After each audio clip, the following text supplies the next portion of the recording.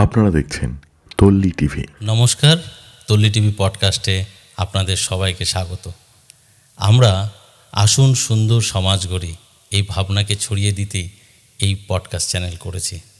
আমাদের মাঝে আজকে আছেন বিশেষ অতিথি, আলোকিত গুণী মানুষ, গণিতের উপাসক এবং গণিত বিশেষজ্ঞ, সভাপতি উচ্চ মাধ্যমিক শিক্ষা সংসদের শ্রদ্ধেয় ডক্টর পার্থ কর্মকার মহাশয়। স্যারকে স্বাগত জানাই। নমস্কার নমস্কার নমস্কার। খুব ভালো লাগছে স্যার, আজকে আপনি আমাদের মাঝে এসেছেন। এত ক্লান্তির পরও আমাদেরকে সময় দিয়েছেন। আজকে খুবই সত্যি, আজকে খুবই ক্লান্ত। সবই জানেন, সকাল থেকে যে আজকে প্রোগ্রাম একদম প্যাকড আপ প্রোগ্রাম, তার মধ্যে যে আজকে বসতে পারবো এইটুকু আমি ভাবতে পারিনি। যাই হোক, আপনি বললেন, আমি চেষ্টা করছি খুব অল্প সময়ের জন্য একটু বসার চেষ্টা করি। স্যার কোচবিহারে আসলেন, কেমন লাগলো? খুব ভালো। কোচবিহারে তো আমি আগেও এসেছি। আগে আমি জলপাইগুড়ি গভর্নমেন্ট ইঞ্জিনিয়ারিং কলেজ, সেখানে তো আমি পড়েছি, আপনারা জানেন সব। আর সেই সময় থাকাকালীন আমি কিন্তু কোচবিহার আগে এসেছি এবং 2018 সালে মনে করতে পারছি, যখন মাধ্যমিক পরীক্ষা হয়, তখন মাধ্যমিক বোর্ডের ডেপুটি সেক্রেটারি একাডেমিক সকল হেডমাস্টার মশাই টিচারদের নিয়ে যে মিটিং করার, প্রশাসনিক মিটিং এবং আমাদের হেডমাস্টারদের মিটিং, সেন্ট্রাল কমিটির মিটিং, সেগুলো কিন্তু আমি করতে এসেছিলাম। আজকেও এসেছি, আজকে অন্যভাবে এসেছিলাম। খুব ভালো লাগছে আজকে। স্যার আপনার জীবন সংগ্রামের কথা আমরা শুনেছি, আপনার লড়াইয়ের কথা শুনেছি। স্যার যদি একটু বলতেন, এই লড়াইয়ের শক্তি আমরা কিভাবে পেতে পারি? লড়াই সত্যি করি, দেখুন, আমি খুব কষ্টে মানুষ হয়েছি, একদম ঠিক। আজকে আমার বক্তব্যে বলছিলাম, নিশ্চয়ই শুনেছেন। তো আমার টার্গেট ছিল যে কিছু একটা করতে হবে, কারণ বাড়ির অবস্থা এতটাই খারাপ। মা বাবা তো খুব কষ্টে আমাদের পড়িয়েছেন, আমরা দুই ভাই খুব কষ্টে আমাদেরকে মানুষ করি। তখন থেকেই তখন যে আমি এই জায়গাতে আসবো আমি কখনোই ভাবতে পারিনি। প্রথমে আমার টার্গেট ছিল কিছু একটা করতে হবে, ইনকাম করতে হবে, নিজে পায়ে দাঁড়াতে হবে। মেন সাবজেক্ট, ফেভারিট সাবজেক্ট ছিল কিন্তু প্র্যাকটিক্যালি ইংরাজি। আচ্ছা, এটা ছিল আমার, ইংলিশ হচ্ছে আমার ফেভারিট সাবজেক্ট ছিল। কিন্তু সেই সময় আমি যেখানে বাড়ি, আমার পূর্ব বর্ধমান জেলা কাটোয়া, ওখানে কিন্তু যে কাটোয়া কলেজ, যেহেতু বাড়ির অবস্থা খারাপ, কাটোয়া বাইরে যেতে পারবো না, বুঝতেই পারছেন। এমন কোনো কাছাকাছি কলেজ নাই যেখানে আমি ইংরেজি মাস্টার পড়তে পারি। আর তারপরের সাবজেক্ট, ফেভারিট সাবজেক্ট ছিল আমার অঙ্ক। অঙ্ক আমার ফেভারিট সাবজেক্ট ছিল, ছিল না তা না। আর অঙ্ক তো ভালোই, ইংরেজি অঙ্ক দুটোতেই উচ্চ মাধ্যমিকে খুব ভালো নাম্বার পেলাম, সাব ডিভিশনে হাইয়েস্ট বলতে পারেন। প্রথমেই আমি কাটোয়া জানাকুলাল শিক্ষা সদন, আমরা ওখানকার হায়ার সেকেন্ডারি স্কুলের আমি অঙ্কের শিক্ষক ছিলাম প্রথম জীবনে। আচ্ছা স্যার, এই অঙ্কের প্রতি ভীতি তো বলা যেতে পারে, বাঙালি সমাজে একটা অঙ্ক সাবজেক্টের প্রতি কেমন যেন একটা ভয় থাকে। সেটা বোঝা যায় উচ্চ মাধ্যমিকে, যখন এই অঙ্কের জন্য অনেকেই সায়েন্স নেয় না।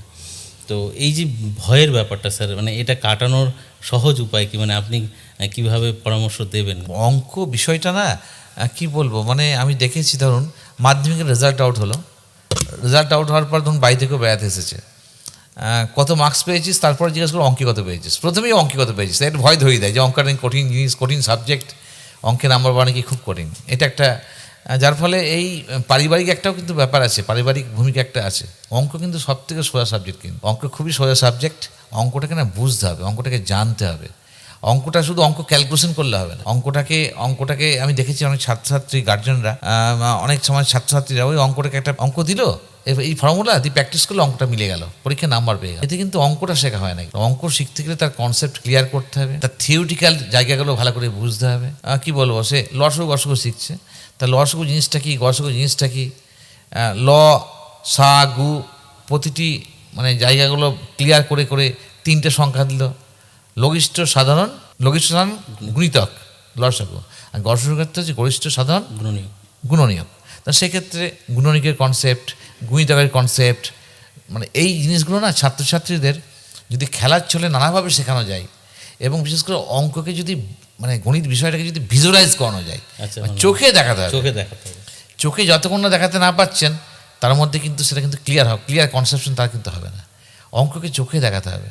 আর যেগুলো আজকে আমি অনেক আলোচনা করছিলাম, অঙ্ককে চোখে দেখা যায়, অঙ্ককে চোখে দেখা যায়, এবং এই দেখানোর কাজটা তো শিক্ষকদের, দেখানোর কাজটা কিন্তু শিক্ষকদের। যখন ছেলেমেয়েরা এই অঙ্ক চোখে দেখতে পাবে, অর্থাৎ তার ধারণা কিন্তু পুরো কনসেপ্টটা ক্লিয়ার হয়ে যাবে। অঙ্ক যখন যেভাবেই ঘুরি দেখ না কেন, সে কিন্তু করতে পারে। আমি দেখেছি অনেক ছেলেরা অঙ্কগুলো একদম, কি বলবো, যা বইয়ে আসে যায় সেই অঙ্কটা বারবার প্র্যাকটিস করছে। আগে অঙ্কের থিওরিটিক্যাল পোর্শনগুলো ভালো করে জানুক।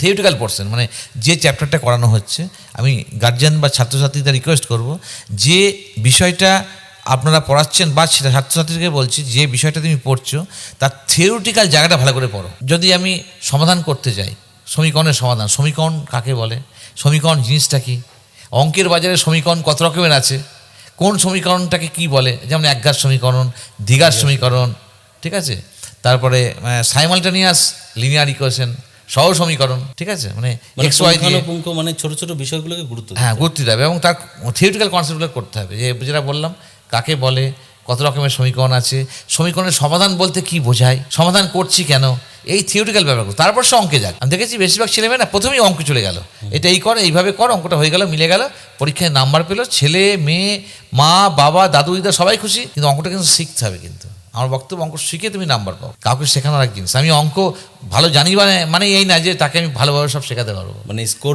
হাইয়েস্ট হোক যদি বেশি হয়, তার মানে আমি 100 পেয়েছি, মানে এই না যে আমি ছাত্রকে আমি 100 পড়াতে মানে পাতে পারবো। অনেক কঠিন বিষয়, অনেক training. Teaching is an art. অঙ্কটাকে কীভাবে শেখাচ্ছি দেখবেন, অনেক টিচার আছেন পড়াশোনা কম করেছেন, কিন্তু উনি এত সুন্দরভাবে উনি ব্যাপারটা বুঝিয়ে দিচ্ছেন, সে মাস্টার যদি পিএইচডি থেকেও তাকে হার মানিয়ে যাবে।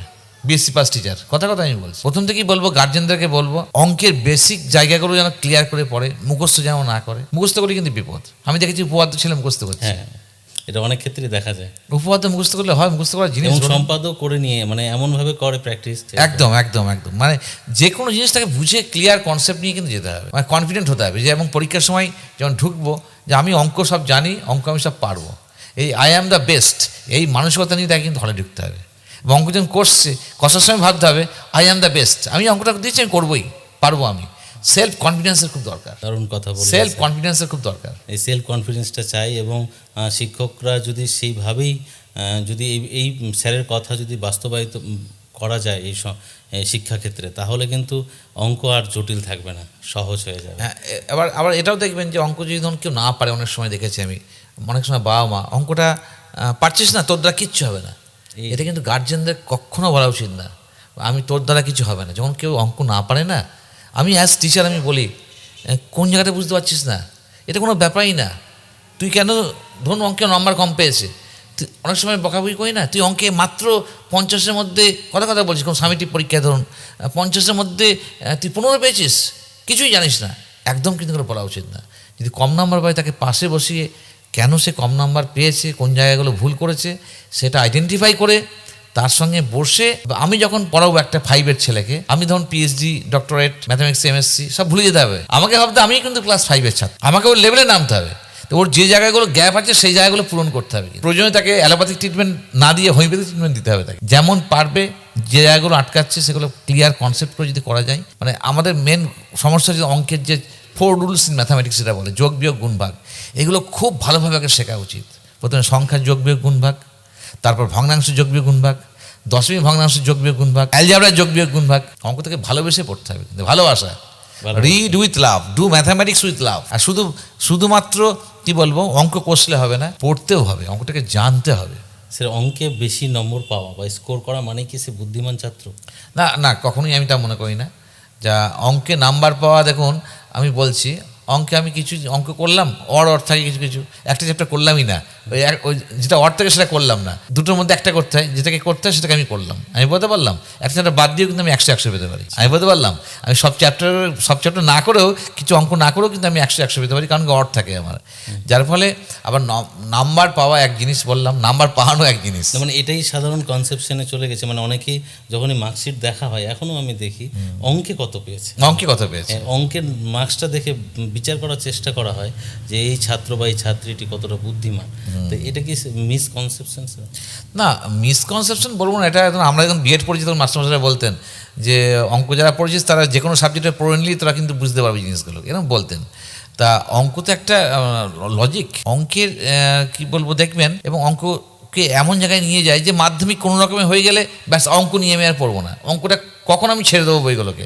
অঙ্ক যখনই পরীক্ষা শেষ হয়ে যাচ্ছে, মানে মাধ্যমিক শেষ হয়ে গেল, সে আর্টস নিয়ে পড়বে, ঠিক করেছে, ইতিহাস পলিটিক্যাল সায়েন্স ইত্যাদি নিয়ে পড়বে, অঙ্কটার দরকার নেই, সে বইগুলো সব কিন্তু বিক্রি করে দিল বাজারে, যেন বইটা বাড়িতে না থাকে। এবার সে ধরুন ইতিহাস নিয়ে পড়াশোনা করলো, ইতিহাসে এইচএসসি খুব ভালো রেজাল্ট করলো, অনার্স পাস করলো, ভালো রেজাল্ট করলো, মাস্টার ডিগ্রি করলো, ভালো রেজাল্ট করলো। এবার নেট সেট পরীক্ষায় যখন বসতে যাচ্ছে, তখন যে পেপার 1, সেখানে কিন্তু অঙ্ক থাকে পেছন ছাড়ছে না, সেখানে কিন্তু ম্যাথামেটিক্সে অ্যারিথমেটিকের অঙ্ক থাকছে, টেস্ট অফ রিজনিং থাকছে।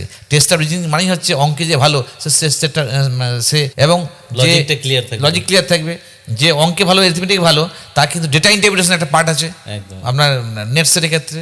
ডেটা ইন্টারপ্রিটেশন অঙ্কগুলো সঙ্গে সঙ্গে দিয়ে করতে পারবে, গ্রাফিক্যাল প্রেজেন্টেশন দিয়ে যে অঙ্কগুলো থাকে। যদি মনে করি অঙ্ককে আমি ছেড়ে দেবো, অঙ্ক কিন্তু আপনাকে পিছনে ছাড়বে না, আপনি আর্টস নিয়ে পড়লেও।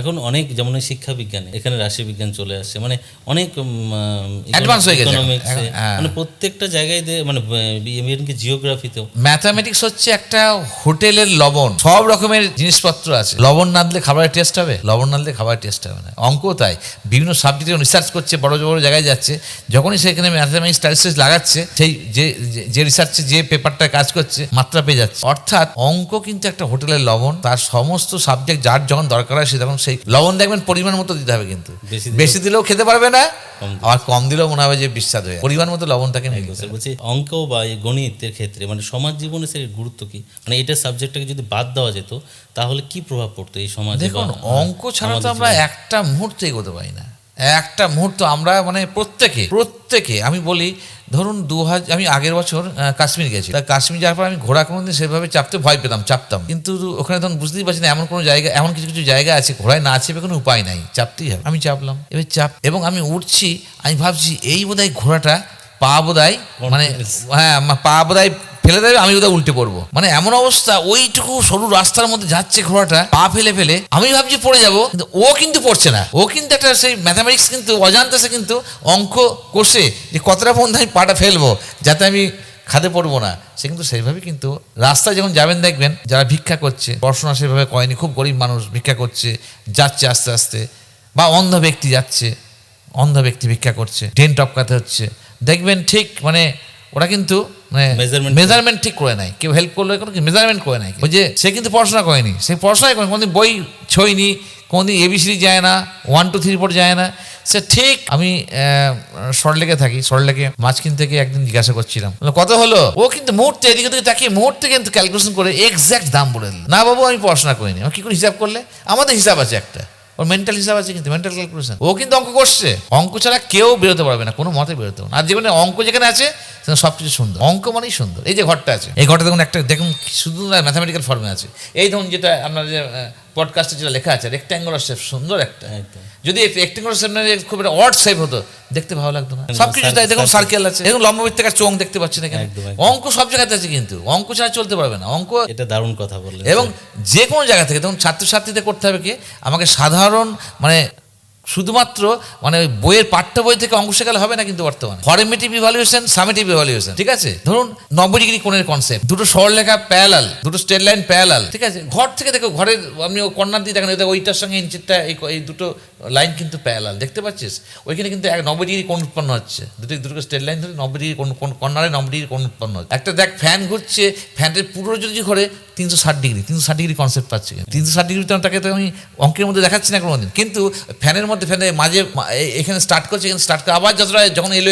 একই জায়গায়, যখন আপনি আপনার কোনো আমি ছেলে বা মেয়েকে আমার বা কোনো ছাত্রছাত্রীকে ধরুন কোনো জায়গাতে নিয়ে যাচ্ছি, একটা গাড়িতে যাচ্ছি, সাইড দিয়ে বিভিন্ন নাম্বার দেখতে পাই, রিক্সার পেছনে নাম্বার থাকে, টোটোর থাকে না নাম্বার থাকে না, গাড়ির পেছনে নাম্বার আছে, ওই নাম্বারটা দিয়ে ছাত্রকে জিজ্ঞাসা বলতো নাম্বারটা প্রাইম নাম্বার না কম্পোজিট নাম্বার, মৌলিক না যৌগিক, কেন মৌলিক বলতো, কেন যৌগিক বলতো, মানে যেতে যেতেই গল্প করতে হবে দারুণ, মানে তার অভিজ্ঞতা, জয়ফুল লার্নিং। এখন কিন্তু ছাত্রছাত্রীকে পড়াই কিন্তু মানে জাস্ট তুমি খাতা খুলে অঙ্ক করবে আর মাস্টারমশাই কষিয়ে দেবে, তারা কিন্তু সে অঙ্কই শিখবে, অঙ্ক শিখবে নাকি, অঙ্ক সে কষবে, অঙ্ক শিখতে পারবে, অঙ্ক আনন্দের সঙ্গে কষতে হবে, অঙ্ককে একদম প্রয়োজনীয়তাকে মানে কি খেলতে খেলতে অঙ্ক শিখবে একদম। যেমন মানে আপনার একটা গল্প আজকেই শুনলাম, সৌভাগ্য হলো সেমিনারে, বাস্তব ঘটনা বললেন, পেয়ারা বিক্রেতা, হ্যাঁ জ্যামিতিক শেপ দিয়ে পেয়ারাগুলোকে সাজিয়েছে, চোখ যাচ্ছে আমার, কি সুন্দরভাবে সাজানো আছে পেয়ারাগুলোকে, পাশের দোকানে কেউ কিনছে না, কিন্তু ওই দোকানে সব ভিড় করছে, মানে সেখানেও আপনি অঙ্ক খুঁজে পেলেন, সেখানে অঙ্ক খুঁজে পেয়েছে, কেরালাও কিন্তু সে অঙ্ককে ইউজ করছে, কিন্তু তার নিজে অজান্তেই করছে, ও দেখতে সুন্দর লাগছে, আমি করলাম, লোকে আকৃষ্ট করতে হবে, innovative thinking, the creative thinking, innovation creation খুব দরকার পড়ছে। গণিত নিয়ে যদি কেউ ভবিষ্যতে মনে করে যে হায়ার স্টাডিজ করবে এবং গণিত বা ম্যাথামেটিক্সে যদি মনে করে যে তার কেরিয়ার তৈরি করবে, শুধু কি স্কুল শিক্ষকতা বা কলেজ শিক্ষকতা না, এর বাইরেও কোনো জগৎ জগৎ আছে স্যার, একটু যদি বলতেন।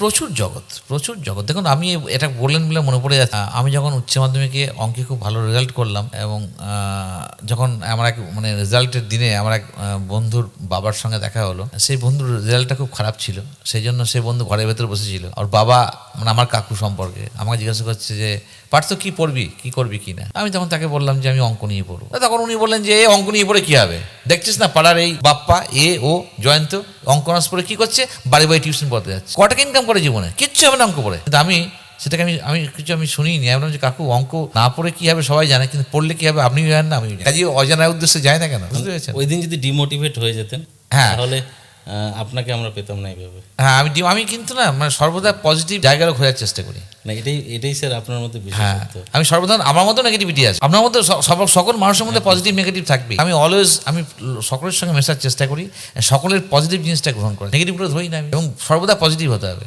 স্যার কি প্রফেশন যদি একটু বলতেন, মানে আর কি প্রফেশন আছে? মানে হ্যাঁ, অঙ্ক তো মাধ্যম, সে যদি মনে করে স্কুল শিক্ষক হবো তার জন্য তো তাকে অনার্স মাস্টার ডিগ্রি করে তার সেই বিএড করতে হবে, বা প্রাইমারি ক্ষেত্রে DELED করতে হবে, ডিপ্লোমা ইন এলিমেন্টারি এডুকেশন করে টেট পরীক্ষা দিতে হবে প্রাইমারির জন্য, তারপরে আপার প্রাইমারির জন্য আপার প্রাইমারি টেট দিতে পারে, তারপর আপনার SLST দিয়ে 9-10 পরীক্ষা বা 11-12 পরীক্ষার জন্য টিচারের জন্য সে শিক্ষক নিয়োগ হতে পারে, কলেজ সার্ভিস কমিশনের জন্য নেট পরীক্ষা সেট পরীক্ষা দিয়ে তারপরে PhD করতে পারে, গবেষণা করতে পারে, গবেষণা করে সে আপনার কলেজ বা ইউনিভার্সিটির অধ্যাপক বা বিভিন্ন ইউনিভার্সিটির অধ্যাপক, বা ধরুন পড়াশোনা করে সে বিদেশে PhD করলো, PhD এখানে করার পর পোস্ট ডক বাইরে থেকে করলো, খুব ভালো কাজ করলো, তখন বড় বড় ইনস্টিটিউটে পেলো, বা ধরুন সেখানে গিয়ে সে রিসার্চের কাজে ঢুকে গেল, সায়েন্টিস্ট হয়ে থাকে, চিরকাল ম্যাথামেটিক্যান হিসেবেই থাকলো, সে রিসার্চার হয়ে সায়েন্টিস্ট, বিভিন্ন ক্যাটাগরিতে সে সায়েন্টিস্ট যে বিভিন্ন ক্যাটাগরি থাকে, আস্তে আস্তে সায়েন্টিস্টের কাজ করবে, গবেষণার কাজ করবে, প্রচুর জায়গায় আছে। আবার যদি মনে করে না আমি অনার্সের পরে আমি অঙ্ক অনার্স পড়েছি, আমি আবার WBCS IS দেবো, যে কোনো কম্পিটিটিভ পরীক্ষা আসতে পারবে। সব থেকে মেন সুবিধা কি জানেন তো, অঙ্ক এমন একটা বিষয়, এটা নিয়ে পড়লে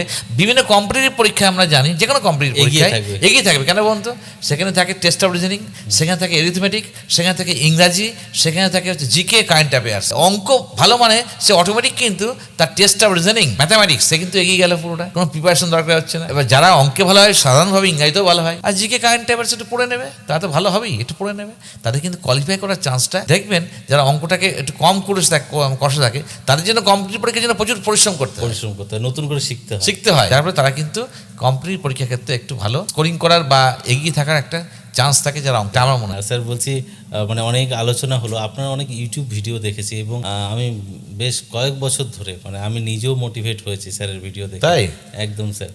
আর আপনি বিষয়গুলোকে এত সহজ করে দেন, মানে সহজ করে দেন আমাদের কাছে, মানে বলা যেতে পারে প্রত্যেকটা শিক্ষকের উচিত মানে আপনার মূল্যবান ভিডিওগুলো দেখা, আপনার বইগুলো সংগ্রহ করার মানে আমি চেষ্টা করেছি, পাইনি, তো হয়তো আমি পেয়ে যাব, স্যারের কাছে বলেছি। আপনার সাথে স্যার মানে আরও কয়েকটা জিনিস, যে এই যে আধুনিক যে শিক্ষা ব্যবস্থা এখন বর্তমানে, আগের মতো তো শিক্ষা ব্যবস্থা নেই না, এখন তো চলে এসেছে জানেন holistic progress report card, HPR, এবং এটা 1 থেকে 8 ম্যান্ডেটারি। এটা কিন্তু সমস্ত স্কুলের মানে টিচারদেরকে কিন্তু এটা ম্যান্ডেটারি, কিন্তু এটা ওনাকে অনলাইন মানে বাংলা শিক্ষা পোর্টালে তুলতে হবে, এবং অফলাইনে যে আমাদের HPRC কার্ড আছে সেই কার্ডটাতে ফিল আপ করবে, ম্যান্ডেটারি। এবং সেখানে কিন্তু শুধুমাত্র ওই সামেটিভ মানে আমরা জানি ফর্মেটিভ ইভ্যালুয়েশন 9খানা হয় এবং সামেটিভ ইভ্যালুয়েশন 3টে হয়, মানে 12টা পরীক্ষা ফলাফল শুরু থাকবে তা না, সেখানে পার্সোনালিটি ডেভেলপমেন্ট এবং লাইফ স্কিলস, যে বিভিন্ন স্কিল আছে আমরা জানেন যে আপনার সেখানে listening skill, communication skill, problem solving skill, stress coping skill, leadership skill, organization skill,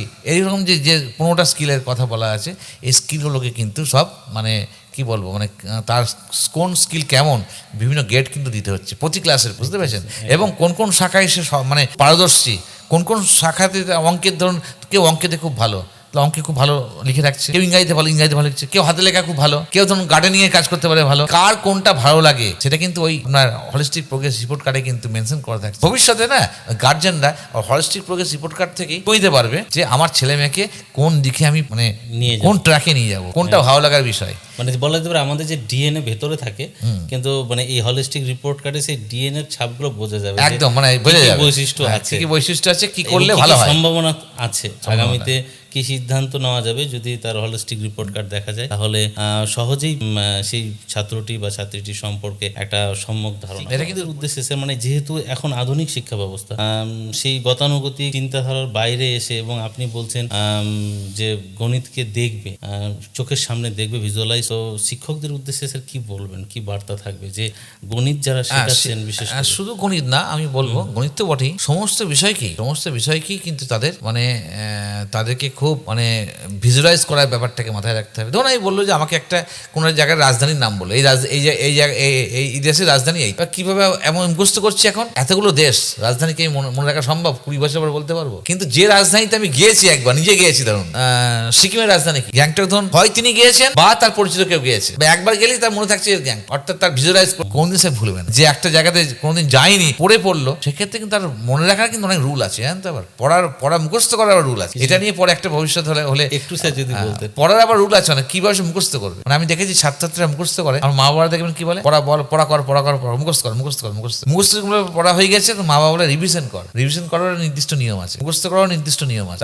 যাই হোক, ওগুলো এক কথায় তো বলা যাবে না, মানে রুল অফ অ্যাসোসিয়েশন মানে করে মনে রাখার ব্যাপার। হ্যাঁ, যেমন একটা ছোট্ট উদাহরণ দিচ্ছি, ধরুন অঙ্ক একদম ক্লাস ভগ্নাংশের ল অফ হর লিখলাম 3/4, যেটা আমরা বলি 3/4, মানে 4 ভাগের 3 ভাগ, 4 ভাগের 3 ভাগ, আমরা তো লিখি 3 উপরে নিচে 4, তো নিচেরটা হচ্ছে হর, উপরটা হচ্ছে লব। তা আমি যদি দেখবেন ছাত্র প্রথম শিখছে, যদি বলা হয় ঠিক করে বল কোনটা লব, ও ঠিক বলে যে প্রথমটা উপরটা লব নিচেরটা হর, তো ঠিক করে বল, ও সমস্যা বলবে উল্টে যাবে, ও স্যার তাহলে বোধহয় ভুল করেছি, ওপরটা হচ্ছে হর, নিচেরটা লব, কারণ তাকে তো কোনো জাস্ট মুখস্থ করতে বলা হয়েছে, ওপরটা লব মনে রাখবে, নিচেরটা হর। কিন্তু এই জিনিসটাকেই তাদের যদি একটু গল্প করে বুঝিয়ে দেন, একটু মনে রাখার চেষ্টা করেন, যেমন যেটা বললাম রুল অফ অ্যাসোসিয়েশন, যেমন ওদেরকে বললেন দেখুন ফ্রম নোন টু আননোন যেতে হবে, ফ্রম নোন টু আননোন, অর্থাৎ আননোন মানে হচ্ছে কোনটা লাভ কোনটা আসলে জানে না, নোন। ওকে বললাম তোমাদের বাড়িতে ক্যালেন্ডার আছে, বলে হ্যাঁ আছে, হাত তোলো, ক্যালেন্ডার কার বাড়িতে আছে, সবাই হাত তুলবে, কোনো না কোনো কিছু ক্যালেন্ডার আছে। আচ্ছা কোন ঠাকুরের ক্যালেন্ডার আছে বলো তো? আস্তে আস্তে দেখবেন সে অনেক কটা বলতে কালী ঠাকুর আসবে কি আসবে না বলুন? একদম কালী ঠাকুর আসবে। কালী ঠাকুর যখনই এলো, আচ্ছা কালী ঠাকুর কি করে বলো তো? কালী ঠাকুর দাঁড়িয়ে থাকে, আর নিচে কে থাকে? নিচে কে শুয়ে থাকে বলুন? শিব শুয়ে থাকে। শিবের অপর নাম, আমরা অনেকগুলো নাম আছে আমরা জানি, শিবের অপর নাম আছে হর, পার্বতী হর কোথায় আছে? হর আছে নিচে। আর মা কালী কি বার করে থাকে, জীবের রংটা কি, লটা কোথায় আছে?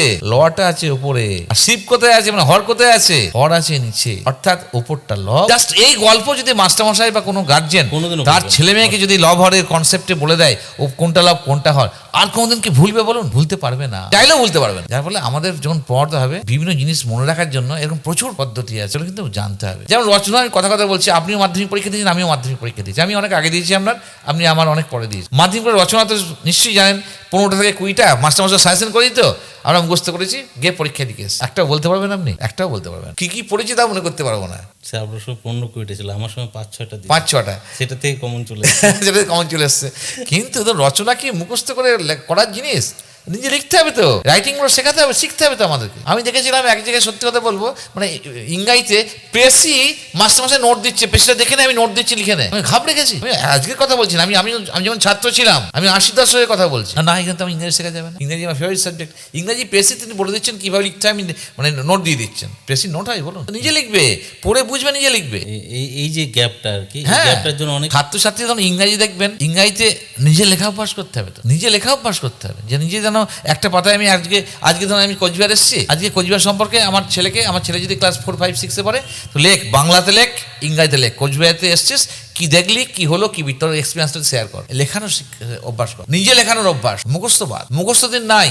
বর্তমানে কোনো পরীক্ষাতে, কোনো চাকরির পরীক্ষাতে, এই তো মাধ্যমিক এইচএস পর তো আলটিমেটটাকে তো হয় নিট দিতে হচ্ছে মেডিকেলের জন্য, অথবা আপনারা আইআইটিতে যে আইআইটির পরীক্ষা দিতে, WBJEE বা আইআইটির পরীক্ষা দিতে হচ্ছে, অথবা ধরুন আপনি কি বলবো, এই যে টেট পরীক্ষা চাকরি পাওয়ার জন্য, বা ধরুন কলেজ সার্ভিস কমিশনের জন্য সেট পরীক্ষা, নেট পরীক্ষা। আমরা যখন সেট পরীক্ষায় পাস করেছিলাম, তখন না মানে বড় প্রশ্ন লিখতে হতো, মানে 16x10 + 40x1, মানে একটা প্রশ্নের মান ছিল 40, এমন পরীক্ষা দিয়ে আমরা কিন্তু পাস করেছি, আজকে না, অনেক আগে। আর এখন যে পরীক্ষাগুলো হচ্ছে, তাতে ABCDও লিখতে হবে, একটা লেটারও লিখতে হবে না, জাস্ট গোল্লা পাকাতে হবে, অর্থাৎ MCQ টাইপের প্রশ্নের উত্তর কে করতে পারবে? যার কনসেপ্ট ক্লিয়ার আছে। সেখানে ডিস্ট্রাক্টর গুলো তো ডিস্টার্ব করবে, হ্যাঁ ডিস্টার্ব করবি। এখানে কিন্তু মনে রাখবেন যে কি বলবো, মানে কোনদিন এই কাকে বলে তাৎপর্য লেখো, কারণ দর্শাও, প্রয়োজনীয়তা কি, হ্যাঁ পার্থক্য লিখো, তুলনামূলক আলোচনা করো, বিবরণ দাও, টিকা লিখো, একটাও কোনোদিন কোনো চাকরির পরীক্ষা আসবে না।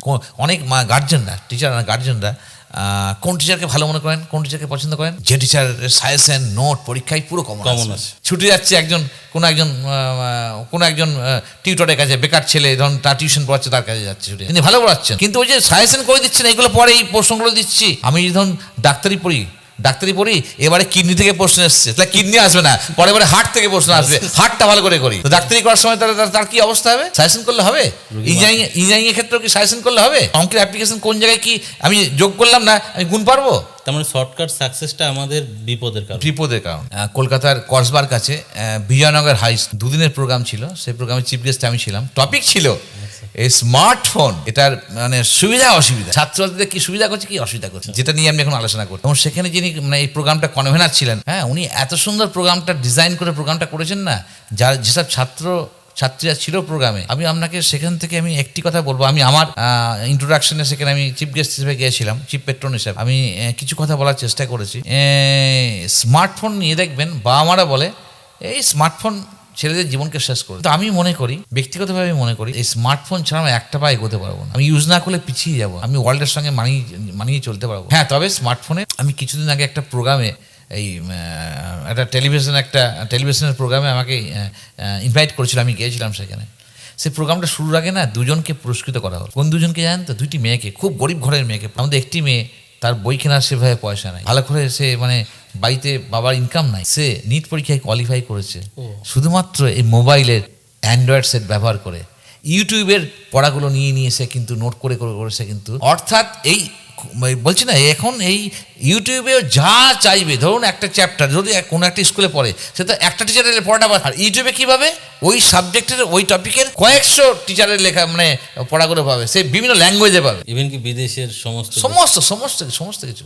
যা বলে আমাকে অ্যান্ড্রয়েড সেট ব্যবহার করতে হবে। কিন্তু ওই যে দেখবেন ছেলেমেয়েরা করে কি উল্টো কাজ করে, সেই জন্য মা বাবা বলে, মা বাবা ভুল কিছু বলেন না, মা বাবা ঠিকই বলেন। মা বাবা যখন দেখবেন রান্না করছে, যখন আওয়াজ পাচ্ছে বাবা নাই, মা রান্না করছে খুন্তির আওয়াজ, ছেলে সঙ্গে সঙ্গে বইতে পাশে মোবাইলে ফেসবুক হোয়াটসঅ্যাপ, মায়ের দেখছে মা নামিয়ে ফেলেছে কড়াইটা বা আওয়াজ হচ্ছে না, মা আসতে পারে সঙ্গে সঙ্গে মোবাইলটা পাশে রেখে বইটা, মন নাই কিন্তু পড়াই মন নাই, মনটা ওর দিকে অ্যান্ড্রয়েড সেটে। তাকে মোবাইলটা কাজে লাগাতে হবে পড়াশোনার ক্ষেত্রে, কিন্তু মাস্টাররা হতে পারেন। গুগল সার্চ, যে গুগল ইঞ্জিন আমরা যে সার্চ করি, গুগলে যে কোনো জিনিস পাওয়া যেতে খুঁজে দেখে নিতে হবে যে কোনটা মানে। আর মোবাইল এমন জিনিস, অনেক মানে কি বল আনওয়ান্টেড জিনিস চলে আসে মোবাইলে, সেগুলোকে বর্জন করতে হবে। এটা তাকে জানতে হবে, অভিভাবকদের জানতেও হবে what to accept, what not to accept. একদম আমরা কি অ্যাকসেপ্ট করব, এবং প্যারেন্টাল কন্ট্রোলও আছে, এবং অনেকগুলো অপশন দিয়েছে গুগলের তরফ থেকে যে এই জিনিসগুলো করলে এই সমস্ত অবাঞ্ছিত জিনিসগুলো ছেলেমেয়েদের সামনে আসবে না, সেই কন্ট্রোলগুলো জানা। এবং সবচেয়ে বড় বিষয় যে স্ক্রিন টাইম, মানে একটা লিমিটেড স্ক্রিন টাইম রাখতে হবে, না হলে ছেলেমেয়েদের মানে মস্তিষ্ক, চোখ, ধৈর্য হারিয়ে ফেলেছে, দেখবেন ধৈর্য হারিয়ে ফেলেছে একদম। ঘুমের আগে যদি স্ক্রিনে তাকায় তো ঘুম আসবে না, ওই জন্যই রাত্রি জাগা, আবার দেরিতে। হ্যাঁ, এখন তুমি ধৈর্য হারিয়ে যে মানুষের, এখন দেখবেন মানে পরিবারের সঙ্গে ডিটাচ হয়ে গেছে সব। মা বাবার সঙ্গে বাড়িতে যদি চারজন থাকে, মা একটা মোবাইল নিয়ে, বাবা একটা মোবাইল নিয়ে, ছেলে একটা মোবাইল নিয়ে, মেয়ে একটা মোবাইল নিয়ে কাজ করে। এই জন্য জেনারেশনটা, আপনি মেট্রোতে উঠলে দেখবেন, মেট্রোতে আমি দেখেছি তো, সব থাকে, সব মোবাইলের সঙ্গে অন, টিভিতে ট্রেনেও তাই, সব জায়গাতে দেখবেন সে মোবাইলে কাজ করে যাচ্ছে, নিজে একা হয়ে গেছে একদম। তার যে কাকা বন্ধু আসা যাওয়া, এখন তো সব তখন মানে চিঠি লেখা সব বন্ধ হয়ে গেছে। আমরা চিঠি লিখতাম, কি মন দিয়ে লিখছি, কবে উত্তরটা আসবে, পিয়নকে জিজ্ঞাসা করতাম আমার কোনো চিঠি এসছে। আর এখন পিয়নকে চিনিই না কে পিয়ন, ছেলেদের পিয়নের কনসেপ্টেই নাই এখন দেখবেন। একদম স্যার, আমি কয়েকদিন আগে স্যার একটা পডকাস্ট করেছিলাম জেনজি মানে কনসেপ্ট নিয়ে, এবং এই এখন যারা পড়াশোনা করছে বা এখন যারা বড় হচ্ছে ওদেরকে আলফা বলা হচ্ছে, জেন আলফা। এই যে জেনারেশনগুলো আসছে তাদের উদ্দেশ্যে কি বার্তা থাকবে আপনার, যারা এই জেনজি বা জেন আলফা, তাদের উদ্দেশ্যে? আমি ছাত্রদের বলবো যে, আমি তো বললাম মোটামুটি অনেকটাই বললাম, যে ছাত্রদের উদ্দেশ্যে আমি বলবো, তোমরা যারা পড়াশোনা করছো, পড়াশোনা করার সঙ্গে সঙ্গে যেটা করতে হবে, তোমাকে আগে set your mind first, mindset করতে হবে, তুমি কি হতে চাও আগে ঠিক করে নাও, ঠিক আছে? এই যে এখন ধরো অনেকে দেখছি ছেলেরা মেয়েরা এআই যুগ বলে এআই নিয়ে পড়া আরম্ভ করে দিচ্ছে, সে কম্পিউটার বা এআই পছন্দ করে না, তার ম্যাথামেটিক্সে বেস নাই। এআই মানে mathematics, use of mathematics application. যদি সায়েন্সে বেস না থাকে, জোর করে থাকে এআই দিয়ে, বাবা ভাবছে এআই দিয়ে পড়লি আমার ছেলে মেয়ের ভালো ইনকাম হয়ে যাবে, ভালো একটা স্যালারির চাকরি পাবে, তা তো না। আগে দেখতে হবে আপনার ছেলে মেয়ের কী ভালো লাগে, ভালো লাগার বিষয়গুলো খুঁজে বার করতে হবে, এর সেই ভালো লাগার বিষয় দিয়ে তার ভবিষ্যৎ কেরিয়ার অপশান কী কী আছে বাঁচতে হবে। ঠিক আছে, কেউ ধরুন খুব ভালোবাসে, কেউ আসে দেখবেন কোনো বিয়ে বাড়ি থেকে সব কাজ করব, মানে কোথা থেকে মাছ আসবে, কে রান্না করছে, এসব ম্যানেজ করার ম্যানেজমেন্টটা ভালো পারে। তার জন্য কিন্তু খুব ভালো একটা তার জন্য ইভেন্ট ম্যানেজমেন্ট খুব ভালো, আউট অফ দ্য বক্স ভাবতে হবে। শুধুমাত্র অঙ্ক, ইংরাজি, বাংলা, ফিজিক্স পড়ে বা ডাক্তারি, মেডিকেল পড়ে আমি যাবো, এর বাইরে কোনো জায়গা নেই তা না, প্রচুর জায়গা আছে। মানে দক্ষতা অর্জন করতে হবে, দক্ষতা অর্জন করতে হবে। একদম স্যার। বলছি এআই স্যার শিক্ষকদের জায়গা নিতে পারবে, যে হারে এআই এখন বিভিন্নভাবে মানুষের সামনে, এটা তো একটা বিতর্কের একটা টপিক হয়ে গেছে এখন, মানে সব জায়গাতে হচ্ছেও, ঠিক আছে। কি মনে হয়? তা এখন ব্যাপার হচ্ছে ধরুন সব কিছুর পজিটিভ নেগেটিভ থাকবে, তা টিচার মানে ব্রেনটাকে তো নিতে পারবে না, যে ক্ষেত্রে মানে মানুষের ব্রেনকে কাজে লাগবেই, এই না যে মানুষের ব্রেন কাজে লাগবেই। তবে ঘটনা এআই এর যুগে তো অনেক কিছু কুইক হচ্ছে, এগিয়ে যাচ্ছে, তাই না? আমি এআই এর নোট তৈরি করে দিচ্ছে, হ্যাঁ সব কিছু, হ্যাঁ দিলে সুন্দর নোট করে। আমরা যখন রিসার্চ করেছি তখন কি পদ্ধতি ছিল বলুন, পিএইচডি যখন কাজ করেছি, হ্যাঁ, আর এখন কি ছেলেমেয়েরা রিসার্চের ক্ষেত্রে যে ধরুন সার্চ করতে হয় প্রথমে কোন বিষয়ে পিএইচডি করবো কি না, হাতের সামনে সব কিছু সার্চ করতে হয় না, সব কিছু পেয়ে যাচ্ছে হাতের সামনে। এখন সব কিছু ইজি হয়ে গেছে, ইজিতে পাওয়ার জন্য সব কিছু নেগেটিভ পজিটিভ আছে। মোট কথা তাকে বুঝে নিয়ে সাবজেক্ট টু সিচুয়েশন তাকে চলতে হবে। তোমাদের আমি বর্তমান যারা ছাত্রছাত্রী আছে তাদের উদ্দেশ্যে একটাই কথা, যে ভালোবেসে তোমরা ভালোবেসে পড়ো, এবং মানে কি বলো, ভালো মানুষ হওয়ার চেষ্টা করো, সকলকে রেসপেক্ট করো। রেসপেক্ট স্কিল, ওটার মধ্যে রেসপেক্ট স্কিল আছে, জানেন তো। ছাত্রকে আমি যদি টিচার হই, শুধু আমি আমার বন্ধু বান্ধব, আমার সিনিয়রকে রেসপেক্ট করবো তা না, আমি আমার ছাত্রদের রেসপেক্ট করতে। আমি যদি মনে করি আমি টিচার, আমি ছাত্রকে রেসপেক্ট করবো না, রেসপেক্টের প্যাটার্নটা আলাদা হবে, তাকে ভালোবাসা দিতে হবে, ভালোবাসার মাধ্যমে রেসপেক্ট। কিন্তু respect skill is very very important. আর time management very very important in life. Time ম্যানেজমেন্টে যে অত পারদর্শী, টাইম ম্যানেজমেন্ট ধরুন আমরা প্রতিদিনে তাকে 60 দিয়ে গুণ করলে হয় 1440 মিনিট, একদিনে পাচ্ছি 1440 মিনিট, তাকে 60 দিয়ে গুণ করলে হবে 86,400 সেকেন্ড। একটা ছাত্র বা ছাত্রী পাচ্ছে 86,400 সেকেন্ড। এই যে টাইমটা চলে যাচ্ছে, এই টাইমটা কোনোদিন আসবে না কিন্তু আর। ধরুন আজকে কত তারিখ বলুন, আমি 27 তারিখ, আজকে এখন রাত্রি 10:10, 27 তারিখ রাত 10:10 বেজে আজকে এই 32 সেকেন্ড চলে গেল। এই টাইমটাকে কোনোদিন আসবে? এই টাইমটাকে আমি ইনভেস্ট করতে পারবো, টাকাকে আপনি ইনভেস্ট করতে পারবেন নানাভাবে, কিন্তু এটা তো ইনভেস্ট করতে পারবেন না, যার ফলে টাইম চলে গেলে আর কোনোদিন পাওয়া যাবে। 86,400 সেকেন্ড, আমি সকাল ঘুম থেকে উঠলাম 7টার সময়, একজনকে 86,400 টাকা দিলাম, আপনাকে দিলাম 86,000, এখানে ধরুন সবাইকে 86,400 টাকা দিলাম, দিয়ে বললাম এই টাকাটা কালকে সকাল 7টার মধ্যে শেষ করতে হবে, তারপর তো থাকবে না টাকাটা, ওটা ভ্যালুয়েশন সিএল এর মতো, ক্যাজুয়াল এর মতো চলে যাবে, না দিলে চলে যাবে, না নিলে টাকাটা চলে যাবে। এবার কি করবে, ধরুন আমি আপনাকে দিলাম, আপনি আপনার মধ্যে খরচ করছেন, অন্য একজনকে দিলাম, সে তার মধ্যে খরচ করছে, কিন্তু যে ওই টাকাটাকে প্রপারলি খরচ করবে, অর্থাৎ যে ওই মানে একদিনে 86,400 জনকে প্রপারলি ইনভেস্ট করবে, সে জীবনে সাকসেসফুল হবে, সে ভালো রিটার্ন পাবে। একদম স্যার, দারুণ। মাধ্যমিকে ধরুন পরীক্ষা দিচ্ছে, ধরুন 12 লক্ষ 13 লক্ষ পরীক্ষা দিচ্ছে, ফার্স্ট হবে কজন? একজন ফার্স্ট হবে। কে ফার্স্ট হবে? যে এই টাইমটাকে প্রপারলি, সেটা আমি সকল ছাত্রদের বলবো, টাইমকে ইউজ করো, টাইম ইজ মানি। শুধু এটা বললে হবে না, টাইমটাকে কিন্তু তাকে মানে সেইভাবে কিন্তু মানে টাইমটাকে মানে গুরুত্ব দিয়ে কিন্তু এগোতে হবে। একদম স্যার, দারুণ লাগলো স্যার আপনার সাথে এই পডকাস্টে আপনাকে আমরা পেয়েছি। আর আপনার মতো আলোকিত গুণী মানুষরা এই সমাজে থাকলে এই সমাজ সুন্দর সমাজ হবেই। আমাদের এই যাত্রা আসুন সুন্দর সমাজ গড়ি, এই নিয়ে যদি স্যার 2-1টি কথা বলতেন। খুব ভালো, যে সত্যি কথা বলছি, আমি এই পডকাস্টে প্রথম এটা আমার। আচ্ছা, আমি আমাকে বলেছিল অনেকে, কিন্তু আমি না স্কোপ পাইনি, টাইম পাচ্ছিলাম। তা আমার ইচ্ছে ছিল যে করব, ইচ্ছাও আছে, কিন্তু দূরদর্শনে বেশ কয়েকবার গিয়েছি, আপনারা দেখেছেন নিশ্চয়ই, দূরদর্শন, কলকাতা টিভিতে আমি নানা রকম মানে ইন্টারভিউ টিপস, তারপর আপনার চাকরির পরীক্ষা, অঙ্কের প্রিপারেশন, নানা রকম। আবার একটা আছে আমি টাইম দিতে পারছি না, আর একটা রেডি হয়ে গেছে, আমি টাইম দিতে পারছি না। এরকম প্রচুর প্রোগ্রাম, টিভিতে প্রোগ্রাম করেছি, ইউটিউবে প্রোগ্রাম করেছি, কিন্তু পডকাস্টে প্রথম। আপনাদের যে মানে কি বলবো, মানে যে উদ্দেশ্যে আপনারা তৈরি করছেন, সেই উদ্দেশ্যটা মানে কি বলবো, যেন সাকসেসফুল হয়। বর্তমান ছাত্রছাত্রী তারা যেন এটা নিয়মিত দেখলে আমার মনে হয় তারা উপকৃত হবে, তারা জীবনে একটা সঠিক দিশা পাবে। আপনারা যেভাবে যে কাজগুলো করছেন, আমার মনে হয় ছাত্রছাত্রীর কাছে, টিচারদের কাছে, সমাজের কাছে একটা বড় জায়গায় পাবেন আপনাদের। Thank you so much. নমস্কার। Thank you so much. খুব ভালো থাকবেন, সবাই ভালো থাকবেন। নমস্কার।